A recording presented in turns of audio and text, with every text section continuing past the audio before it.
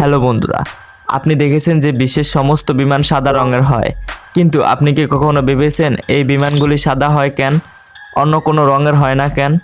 আসলে বিমান রং সাদা হওয়ার সবচেয়ে বড় কারণ এটি তাপ রক্ষা করা। কারণ এটি সর্বদাই সূর্যের রশ্মির স্পর্শে থাকে এবং সমস্ত রশ্মি সরাসরি বিমানে পড়ে। সাদা রং 99 সূর্যের রশ্মি প্রতিফলিত করে, যার ফলে তাপের প্রভাব কমে যায়। সাদা রং আকাশে অন্য যে কোনো রঙের তুলনায় বেশি স্পষ্ট দেখা যায়।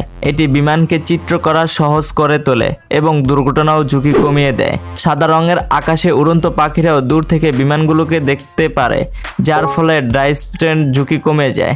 এছাড়াও সাদা রঙের হওয়ার কারণে বিমানে কোনো ডেন্ট ক্র্যাফট সহজে দেখা যায়।